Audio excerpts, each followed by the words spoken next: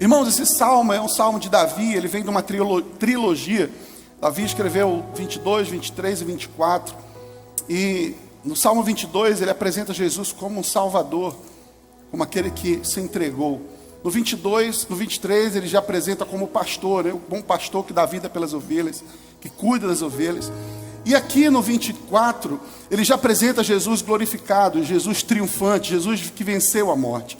E é importante a gente lembrar que esses salmos eles eram os cânticos, os louvores para o povo de Israel. Faz tanto tempo que as pessoas só usavam os salmos para fazer louvores. Então esse salmo é um louvor, é algo melodiável, é uma poesia escrita para que a gente cantasse. Ou seja, esse salmo é uma expressão de adoração a Deus. Ele diz: do Senhor é a terra e tudo que nele existe, o mundo e os que nele vivem, pois foi ele quem fundou-a sobre os mares e firmou sobre as águas.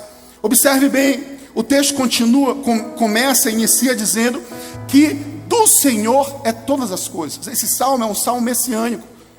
O livro de Salmo ele foi feito por vários, foi escrito por vários autores, demorou em torno aí de um século, 1000 anos, melhor dizendo, para ser escrito. E Davi estava falando nesse Salmo 24 o que ia acontecer 1000 anos depois, porque ele estava falando exatamente de Jesus glorificado, Jesus depois de ter vencido a morte. É incrível como um salmo como esse, ele aponta para aquilo que ia acontecer no Novo Testamento. Então Davi exalta a vitória de Cristo contra a morte e contra o pecado, e falando da sua ressurreição. E o salmo aqui no versículo 1 e 2, ele diz: do Senhor é a terra, tudo que nela existe, tudo que nele vive, pois foi ele quem fundou-a sobre os mares e firmou-a sobre as águas. Ou seja, a sua casa, a sua família, a sua vida, tudo aquilo, tudo que existe, tudo que seus olhos veem e o que teus olhos não veem, todos os países, todas as nações, todos os peixes do mar, toda a fauna e a flora, daquilo que a gente sabe como natureza aqui da Amazônia, o açaí. Quem gosta de açaí aqui diz amém. Olha aí, irmãos, tudo é do Senhor. Só aquele outro time que não é, vocês sabem qual é? Não, esse não é não. Mas tudo é do Senhor. A gente, aqui o salmista está dizendo isso, tudo é do Senhor. E você pode dizer assim: não, eu que conquistei. Deixa eu te falar, nós somos apenas mordomos. Ainda há pouco eu estava falando, a prova de que nós somos apenas mordomos é porque quando a gente morre não leva nada. Se é nosso, por que a gente não leva? Nós estamos por um período de tempo apenas administrando aquilo que o Senhor nos deu, a sua vida, a sua família, tudo aquilo que temos. E isso é muito importante que você entenda isso, compreenda essa realidade. Porque quando você entende que tudo é dele, então você percebe que ele está acompanhando tudo aquilo que você está fazendo, com a sua família, com a sua vida. O fôlego que respira é do Senhor, a vida veio do Senhor, tudo é dele. É por isso que ninguém pode tirar a vida, porque é dele, tudo é dele, e por ele e para ele são todas as coisas. A Bíblia está falando aqui, tudo é dele. Em outras palavras, somos mordomos, administradores dos pertences de Deus. Porque a partir da vontade de Deus, criou todas as coisas, sendo digno de receber a glória, a honra e poder por Ele, pois para Ele, e por Ele, pois dele, por Ele, para Ele são todas as coisas. A Ele seja a glória para sempre, amém. Romanos 11, 36. Ou seja, esse salmo é uma exaltação ao dono de todas as coisas. Você tem coragem de dizer assim: Deus, diga comigo, Deus. Antes de dizer, eu vou te dizer o que você vai declarar, porque você não pode dizer que só falou porque não sabia. Você vai dizer, se você tiver coragem e fé, dizer assim: Deus é dono de tudo que tenho. Diga mesmo, com toda a força que você tem. Significa o seguinte, que o problema que você tem não é teu. Por que você está sem dormir? Por que você está preocupado? Por que você está ansioso? Porque a Bíblia fala que Ele abençoa os seus amados, seus filhos, enquanto a gente descansa, enquanto a gente dorme. Não é que a gente não vai fazer nada, a gente tem que trabalhar, a gente tem que, vai aprender com a formiga ou preguiçoso. A Bíblia fala isso, mas nós não podemos perder a paz, não podemos perder o sono. Temos que dormir como o Salmo 4, verso 8, em paz me deito e logo pego no sono, porque só Tu, Senhor, me faz repousar seguro. Esse Salmo 24, ele exalta a Deus, mas ao mesmo tempo o salmista, ele percebe a falha humana. Ele percebe porque ele diz assim: quem poderá subir no monte do Senhor? No verso 3, quem poderá subir no monte do Senhor? Quem poderá entrar no seu santo lugar? Ele faz a pergunta e ele mesmo responde: aqueles que têm as mãos, quem está comigo aqui? Aqueles que têm as mãos limpas. E o coração poderia até inverter isso, porque primeiro você gera no coração, depois você faz. Mas o salmista, observe bem, ele diz mãos limpas e coração puro. Significa o seguinte, que Deus não está preocupado com o que você faz. A prioridade não é aquilo que você faz, a prioridade é o seu coração, é a tua motivação para Deus. Por que você faz o que você faz? Por que você está fazendo aquilo que você faz? Qual o propósito disso? Aqui ele diz: aquele que tem mãos limpas e coração puro, que não recorre a ídolos, nem jura por deuses falsos. Quem consegue de si mesmo tem a mão limpa e o coração puro, gente? Nenhum de nós. Se nós percebermos, nenhum de nós temos mão limpa e coração puro, porque a palavra fala que o nosso coração é corrupto. É isso que a palavra fala? É isso que a palavra fala? Quem está comigo aqui? A palavra fala que o nosso coração é desesperadamente corrupto. Ele não é só corrupto, ele é sabe que alguém desesperado? É alguém que te liga insistentemente, alguém que bate na tua porta e não espera tu abrir. Parece que tem alguém atrás dele, ele quer arrombar mesmo. Alguém que te manda mensagem, você não está aí ocupado, dando banho na filha, e alguém te manda mensagem e tal, e tu não responde, a pessoa liga e fica desesperada, e alguém desesperado. O nosso coração anseia, é desesperadamente corrupto. É desesperadamente atento, centralizando os nossos desejos, satisfazendo o desejo da nossa carne. É isso que a palavra está dizendo, que o nosso coração, ele é afastado de Deus, se depender apenas de nós. Mas esse mesmo salmista, o salmista Davi, que escreveu esse Salmo 24, inspirado por Deus, ele também escreveu no Salmo 51, verso 7, porque se dependesse de nós, dependesse apenas da gente, para ter o coração, a mão limpa e o coração puro, nós estaríamos perdidos. E o salmista, quando caiu com Betsebe, foi confrontado pelo profeta Natan, ele vem e diz: purifica-me com ensopo e ficarei puro, lava-me e mais branco que a neve serei. Ou seja, o próprio salmista entende que ele não consegue ser limpo, a não ser o próprio Deus o purificar. É por isso que nós, ao ceiarmos, nós precisamos lembrar que esse vinho, esse suco de uva, simboliza o sangue que nos purifica de todo o pecado. O sangue de Jesus nos purifica de todo o pecado. Por isso nossas mãos podem ser limpas, os nossos corações podem ser puros. Aqui no verso 7 desse Salmo 51, aliás, no verso 10 desse Salmo 51 diz assim: cria em mim, ó Deus, um coração puro, e renova dentro de mim um espírito inabalável. Quem cria o coração puro, irmãos? Quem é que cria o coração puro? É Deus. É o Senhor que cria o coração puro em nós. E o salmista já sabia disso. Ele aprendeu. É um homem segundo o coração de Deus. Não é um homem perfeito, mas é um homem que matou, que adulterou, que cometeu atrocidades. Mas a Bíblia fala que ele é um homem segundo o coração de Deus. Ou seja, não é a perfeição, não é aquilo que ele faz com os seus erros, ou aquilo com as obras que as suas mãos produziu. Não, mas é o seu coração, é a fome e sede de Deus. É você estar no deserto adorando a Deus, salmodiando. É você estar sendo ameaçado por um problema, por um gigante. Ele diz: quem é esse que desafia aquele... o general de guerra, Senhor dos Exércitos. Gente, eu não sei se eu falo ou se eu respiro. Falta o ar, eu fico... preciso emagrecer, ora por mim aí.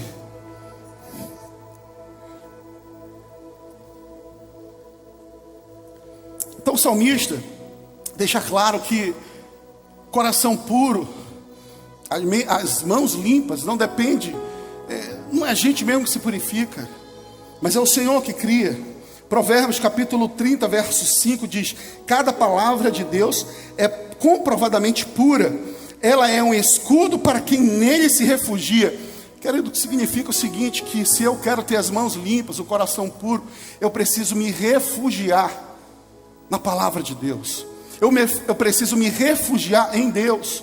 Em 1 João capítulo 1, verso 9 diz: se confessarmos os nossos pecados, Ele é fiel e justo para perdoar os nossos pecados e nos purificar de toda injustiça. E quando a gente vê esse texto de toda injustiça, pode ser que a gente já pense: é isso mesmo, tem sido muito injusto comigo a vida.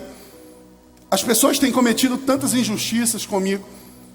Mas deixa eu te avisar, o texto não está dizendo isso não, ele está dizendo de nos purificar de toda injustiça. É a sua justiça diante de Deus, que para Ele é trapo de imundícia. Ele está dizendo: entregue as tuas tensões, as relações rompidas, entregue o teu senso de justiça para Deus, e Ele vai te purificar, vai trazer leveza, Ele vai proteger, porque o escudo é uma arma de proteção.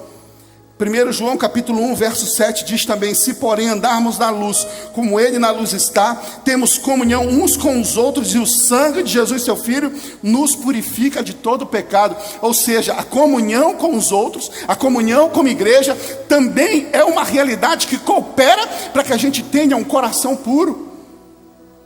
Mas irmãos, como é que eu me relaciono com uma pessoa quem é perfeito aqui? Quem não tem nenhuma queixa para fazer, não vou dizer nem pelo seu cônjuge, é por você mesmo. Hoje eu estava orando, não vou falar da minha oração não, porque fica difícil. Mas eu fiquei com vergonha da minha oração perante Deus. Hoje as crianças saíram e foram almoçar na casa do meu cunhado, e eu fiquei sozinho. E sozinho é bacana, porque tu fala para Deus. Gente, uma das coisas mais íntimas de uma pessoa é a oração. E a Sandra está lá colada, né? E eu estava sozinho em casa. Então eu falei para Deus uma coisa que eu nunca tinha falado. Mas eu falei só falei no meu pensamento para Satanás nem ouvir. Então eu também não vou falar aqui não. Mas assim, é engraçado. A gente precisa falar. A gente precisa confessar. Coisas que a gente pode até ficar com vergonha. Mas Ele sabe da nossa fraqueza. Eu acho que Deus tem um senso de humor tão grande. Tem um senso de humor tão grande para me deixar aqui pregar para vocês. O menor da casa do Pai. O mais improvável. Olha para a nossa vida, olha para você, olha como você está. Será que você tem conquistado o que você tem apenas pelo teu esforço? Ou é a misericórdia e graça de Deus? É a misericórdia, a mão do Senhor guiando, sustentando, direcionando a sua vida. Salmo 119, verso 9 diz assim: como pode o jovem manter pura a sua conduta? Aí a resposta vem: vivendo de acordo com a tua palavra. Como pode o jovem manter pura a sua conduta? A Bíblia responde, em Salmo 119, anota essa aí, jovem. Salmo 119, verso 9, diz: vivendo de acordo com a tua palavra. A Bíblia diz: escondei a palavra no meu coração. Ela é lâmpada para os meus pés e luz para os meus. Eu preciso amar a palavra, por isso que a gente investe muito em palavra aqui. A gente investe muito no carisma, a gente investe muito no discipulado, a gente investe nos cursos, tudo é fundamento. As crianças têm carisma, os adolescentes têm carisma, têm oportunidade de receber palavra. Sabe, a gente entende que a palavra deve ser o fundamento da igreja. Jesus é o centro, mas a palavra é o fundamento da nossa vida.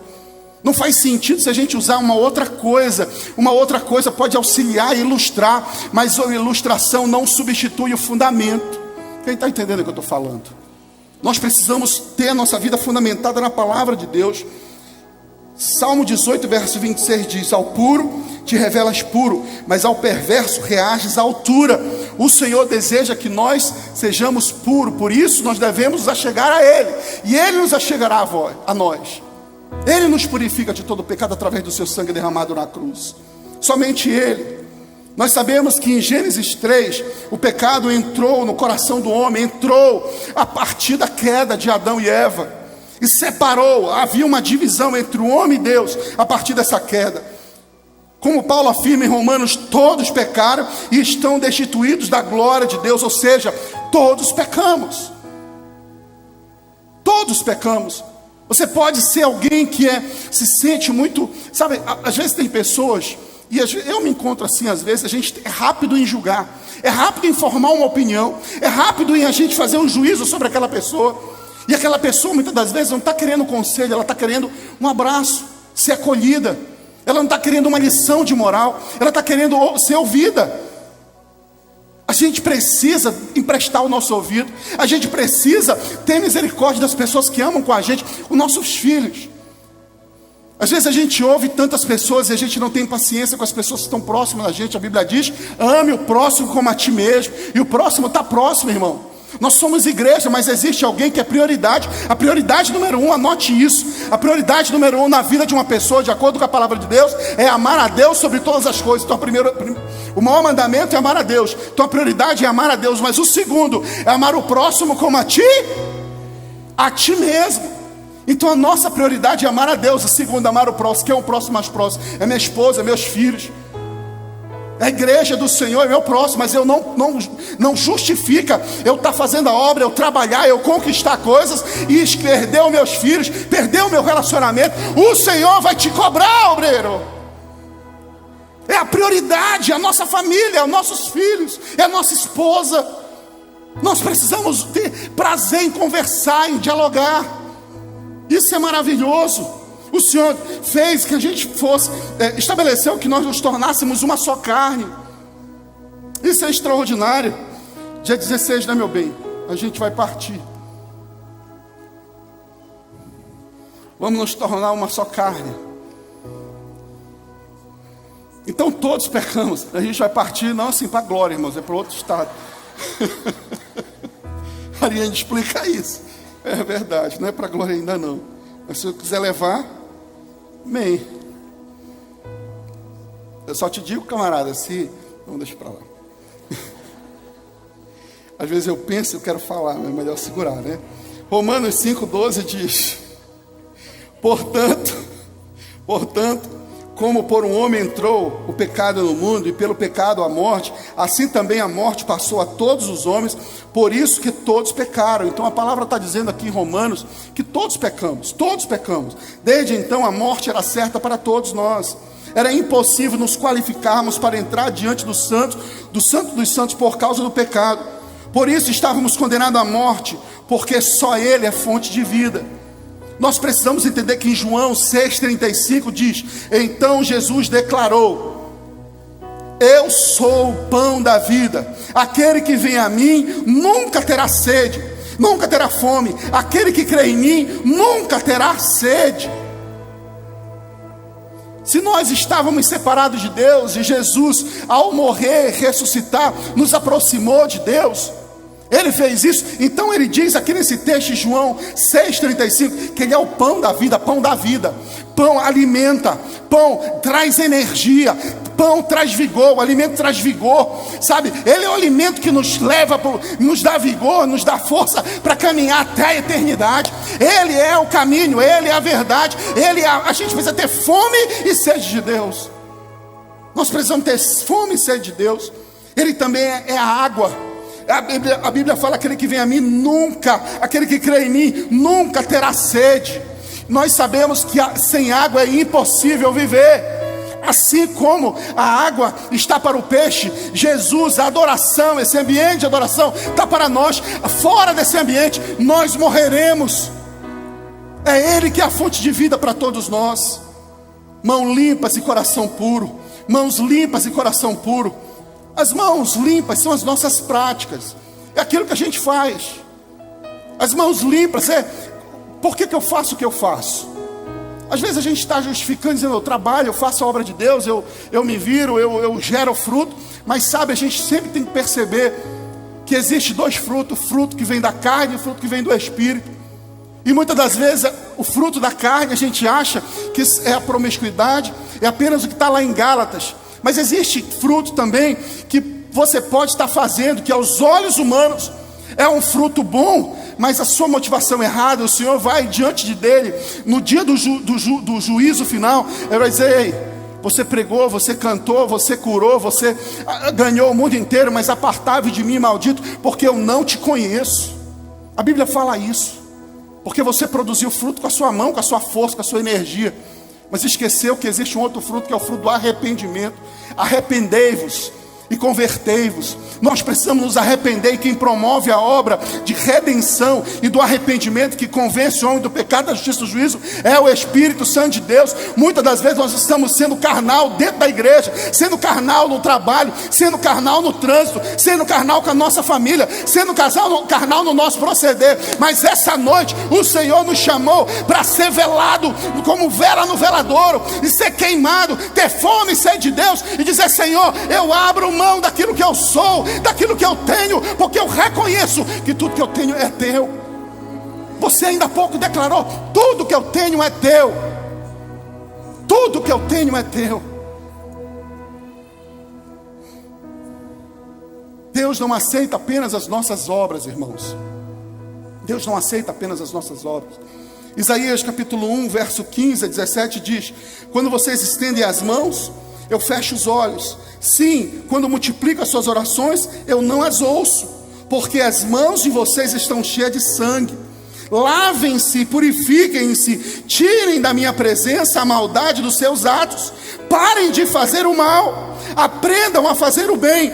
Busquem a justiça, repreendam o opressor, garantam o direito dos órfãos, defendam as causas das viúvas. Isso é muito forte, irmão. Eu não sei que você está entendendo o que está sendo pregado, mas o que eu estou dizendo para você, eu não, a palavra de Deus está dizendo que você pode praticar obras que aos seus olhos pode ser justas, mas o Senhor diz: quando vocês estendem as mãos, ou seja, quando vocês apresentam as suas obras, eu fecho os olhos, ou seja, Ele não recebe. E quando multiplica as suas orações, eu não as ouço. Ou seja, você pode orar, você pode fazer jejum, você pode passar a noite orando, madrugada, uma semana, mas o Senhor está dizendo que Ele fecha os ouvidos, Ele não ouve a nossa oração, porque as nossas mãos estão cheias de sangue. O que é isso? Pecado, impureza, injustiça, se prevalecer do mais fraco.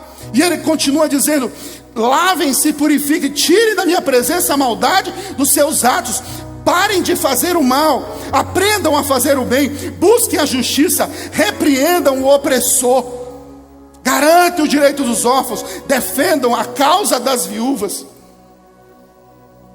Coração puro são as nossas motivações. Coração puro são as nossas motivações. Nós precisamos refletir. Quais são as motivações que a gente faz? Por que a gente está conquistando o que a gente conquista? Onde a gente quer chegar? Por que a gente faz o que faz? Porque você quer os seus planos? É importante a gente fazer plano e planejar. A gente falou fazer planos e projetos, sonhar, isso é importante. A gente falou nos primeiros semanas de 2023 sobre planejamento, sobre começando certo, sobre coisas que nos travam, né, da gente avançar. Nós falamos isso, a gente sabe que é importante, mas sabe, às vezes a gente está travado porque as nossas motivações, elas têm sido palha diante de Deus. As nossas motivações têm sido palhas diante de Deus. O Senhor está falando aqui nesse texto, e é um despertamento para mim e para você, igreja. Eu não estou pregando para você apenas, mas para mim também. Mas é um despertamento para mim e para você. Devemos purificar nossas mãos. Tire da minha presença a maldade dos seus atos. Parem de fazer o que é mal. Aprendam a fazer o que é bem. Busquem a justiça. Repreendam o opressor. Garantam o direito dos órfãos. Defendam a causa das viúvas. É a nossa motivação. Deve ser apresentada diante de Deus. Mas existe um presente extraordinário. Existe um presente extraordinário que é um favor imerecido.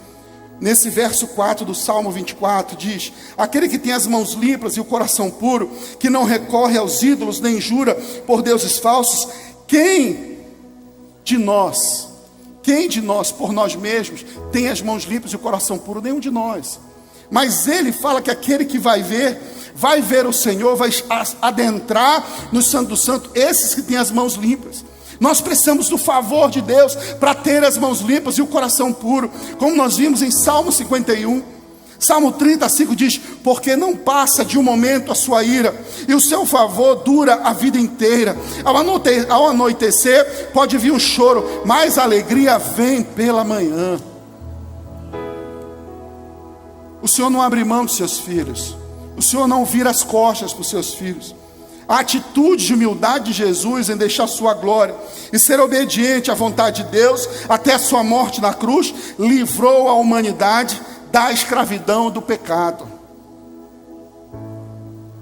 as nossas mãos estão limpas e o nosso coração pode ser puro, se nós entendermos que esse sacrifício do Senhor foi suficiente. Não é pelo que tu faz, mas é pelo que tu crê. Se você crê, será salvo. Se você crê, a rota muda. Se você crê, o destino é mudado. Se você crê, não importa como você está vivendo, precisa apenas crer nesse sacrifício. João 15:13 diz: ninguém tem amor maior do que aquele que dá vida pelos seus amigos. Ele se entregou por nós. 1 João 2:2 diz: ele é a propiciação pelos nossos pecados, e não somente pelos nossos, mas também pelos pecados de todo mundo. Dessa forma, a redenção encontrada em Cristo permite a remoção da condenação dos nossos pecados e rasga o véu, anula a condenação e nos dá acesso a Deus o Pai. Irmãos, eu queria que você nesse momento fechasse teus olhos no teu lugar e fizesse uma reflexão: como é que está a tua vida, como é que está o teu coração. Talvez você se sinta um injustiçado, ainda de olhos fechados. Talvez você se sinta alguém completamente injustiçado. Talvez você diga assim: eu não estava com Éden, não estava com Adão lá no Éden, mas eu herdei a culpa. Eu não estava com Adão, e eu vou ser responsabilizado por o erro do outro. Mas sabe de uma coisa? Você não estava no Calvário, e Ele morreu, e Ele ressuscitou. Você não precisou passar por aquilo que Jesus passou. Você não estava lá no Calvário, mas nós herdamos a sua salvação, nós herdamos o seu perdão, nós herdamos a sua graça, nós herdamos a misericórdia dEle. Nós herdamos aquilo que era de Jesus. Um pai que entregou o seu filho, único filho, para morrer por nós. E quando Ele entrega, Jesus veio, se entregou por nós e conquistou um monte de irmãos e nos tornou co-herdeiro. Ele vai dividir a herança conosco. A herança que era só dele passa a ser minha e sua também, por causa do sacrifício dele. Da mesma forma que herdaríamos a maldição de Adão, agora nós podemos herdar a bênção, a justiça, a santidade de Deus. Porque Ele é santo, Ele nos santifica. Porque Ele é puro, Ele nos purifica. Se as nossas mãos estão cheias de sangue, de pecado, de injustiça, Ele é fiel para nos purificar de toda injustiça.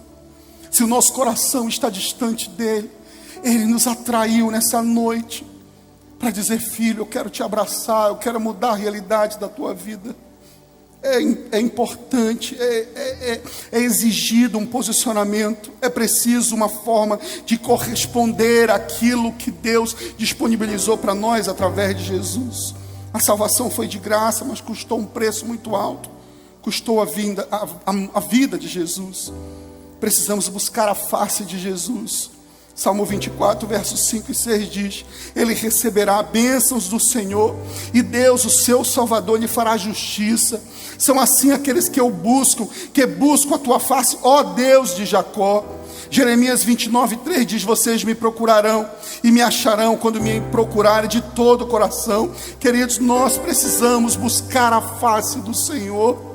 Deuteronômio 4, 29 diz: e lá procurarão o Senhor, o seu Deus, e o acharão, se o procurarem de todo o coração e de toda a sua alma. Nós precisamos buscar a face do Senhor. A Bíblia diz em Salmo 14, verso 2, diz: o Senhor olha dos céus para os seus filhos, os filhos dos homens, para ver se há alguém que tenha entendimento, alguém que busque a Deus. O Senhor está olhando do céu e dizendo: existe alguém que me busca, existe alguém que tem sede e fome, existe alguém que quer ser transformado, existe alguém que quer ser levado para ter um relacionamento comigo, existe alguém que já está cansado e que quer ser perdoado, existe alguém que quer caminhar comigo, andar por caminho de fartura, de paz. Existe alguém que precisa de paz. 2 Crônicas 7,14, a Bíblia diz: se o meu povo, que se chama pelo meu nome, se humilhar e orar, e buscar a minha face, e se afastar dos seus maus caminhos, dos céus ouvirei, perdoarei o seu pecado, e curarei, eu sararei a sua terra. Irmãos, você pode olhar para Jesus como um mártir, mas Ele não é um mártir, Ele é Salvador. Ele não é um mártir, Ele é o resgatador. Ele é aquele que morreu, mas Ele ressuscitou. Ele é o caminho, Ele é a verdade que precisamos. Romanos 5,17 diz: se pela transgressão de um só a morte reinou por meio dele, falando de Adão, mas, muito mais, aqueles que recebem de Deus a imensa provisão da graça e a dádiva da justiça reinarão em vida por meio de um único homem, Jesus Cristo. Consequentemente, assim como uma só transgressão resultou na condenação de todos os homens, assim também um só ato de justiça resultou na justificação que traz vida a todos os homens, e isso é para sempre. Estar em Jesus é buscar a face de Deus, crendo no plano da salvação.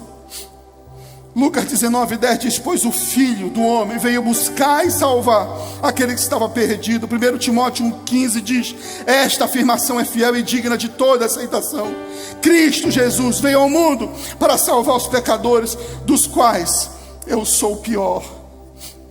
Mas o versículo termina, o salmo termina, e aqui eu quero terminar, porque Ele morreu. O salmista reconhece as falhas, as suas falhas e as falhas humanas. Ele diz: quem pode adentrar? Quem pode acessar a presença dEle? Quem pode entrar no Santo dos Santos?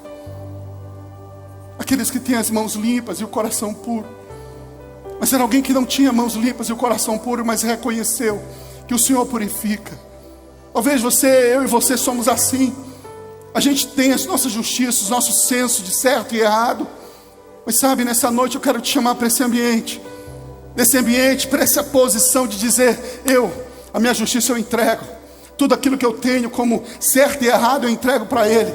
Eu quero que Ele me santifique, eu quero que Ele me purifique. Eu quero buscar, eu tenho sede e fome. E se você não tem sede e fome de Deus, o Espírito Santo convence do pecado. Ele vai impulsionar o seu coração a ter sede e fome. Você precisa ter fé, e a fé vem pelo ouvir a palavra de Deus. A fé não vem de vós, a fé não é sua, a fé vem pelo ouvir a palavra de Deus. O Espírito Santo está falando contigo que hoje mesmo Ele quer transformar você e a sua casa. Talvez você esteja em paz, uma paz medida, uma paz calculada, mas talvez você nunca experimentou esse andar com Jesus, esse ambiente de fluidez, esse ambiente de salvação, um sono reparador. Você talvez esteja tão preocupado, tão ansioso, mas nessa noite o Senhor, aquele que morreu, mas ressuscitou. Esse Salmo 27 diz, 24 a partir do 7 diz: porque Ele morreu, mas Ele ressuscitou. Davi, inspirado por Deus, ele escreve: abre o Senhor portas eternas, abre as portas antigas, para que entre o Rei. Ele é o Rei da glória. Quem é o Rei da glória? O Senhor, forte e valente, o Senhor, valente nas guerras. Abre o Senhor portas antigas, para que entre o Rei. Quem é o Rei? O Senhor dos exércitos. Ele é o Rei da glória. Assim como Ele morreu, Ele ressuscitou. Significa dizer, irmãos, que quando Ele ressuscitou e Ele foi assunto aos céus, quando Ele chegou lá, os portais eternos se abriram. Estava ali os anjos, estava todo mundo ali, toda a humanidade, todos aqueles que tinham morrido estavam lá, todos aqueles que estavam contemplando a glória de Deus, estavam aqueles que viram Jesus ser entregue, agora estava vendo Jesus sendo recebido em glória, em majestade, e Ele está dizendo: abre os seus portais, para que entre o Rei da glória. O Senhor se entregou, mas o seu nome foi exaltado. Não há nome maior que o nome dele, não há poder maior do que aquele que Ele recebeu, porque Ele recebeu todo o poder nos céus e na terra. Por isso Ele é o caminho, Ele é a verdade, Ele é a vida, Ele é mediador entre nós e Deus. Os portais aqui também pode ser a porta do nosso coração.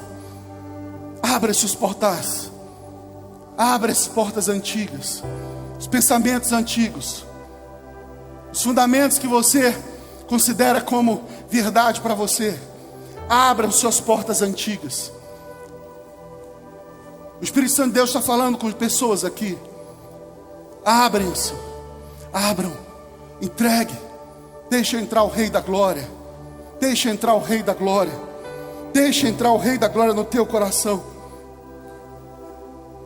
O Salmo 24, ele diz isso: do Senhor pertence a terra, a plenitude, o mundo, tudo que nele habita.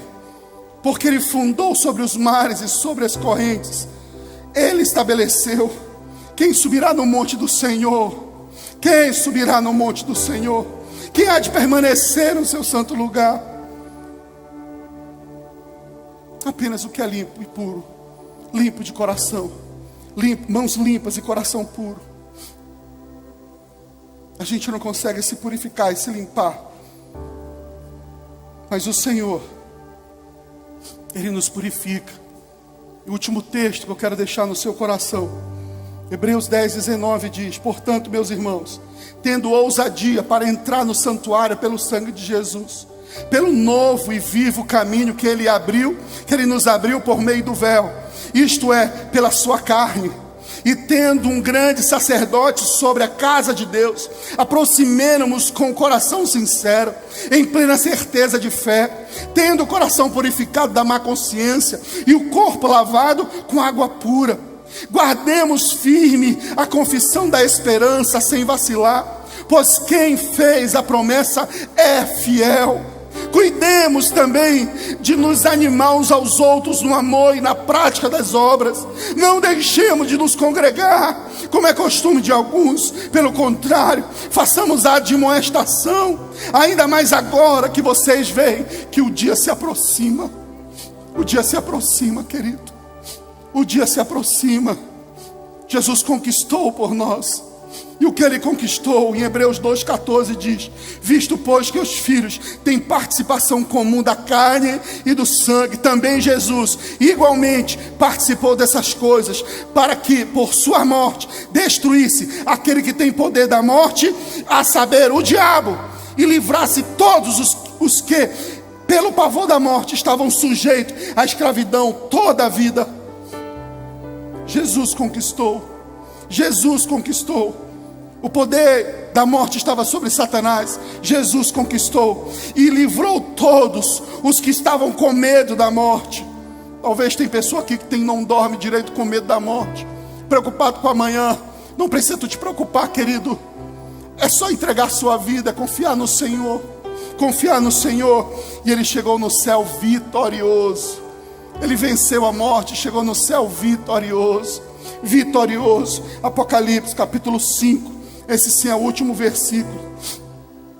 Apocalipse capítulo 5, verso 11 diz: vi uma voz de muitos anjos ao redor do trono, dos seres viventes e dos anciãos, cujo número era milhões de milhões e milhares de milhares, proclamando com voz forte: digno é o Cordeiro que foi morto de receber o poder, a riqueza, a sabedoria, a força, a honra, a glória e o louvor. Então ouvi que toda criatura que há no céu, na terra e debaixo da terra e sobre o mar e tudo que neles há, estavam dizendo: aquele que está sentado no trono e o Cordeiro, seja o louvor, a honra, a glória e o domínio para todos sempre. E os quatro seres viventes respondiam: amém. Também os anciões se prostravam e o adoravam. Fique de pé no teu lugar.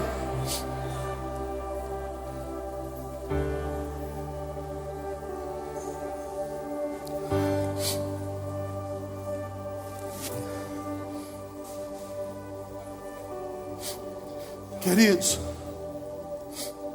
Ele conquistou por nós. Ele morreu. Mas Jesus não é um pobre coitado.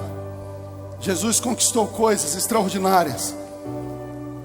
Esse último texto que eu li de Apocalipse fala que muitos anjos ao redor do trono, dos seres viventes, dos anciãos, cujo número era milhares, milhões de milhões, milhares de milhares, proclamando com voz forte: digno é o Cordeiro que foi morto de receber o poder. Ele tem o poder, Ele tem a riqueza, Ele tem a sabedoria, Ele tem a força, Ele tem a honra, Ele tem a glória e o louvor.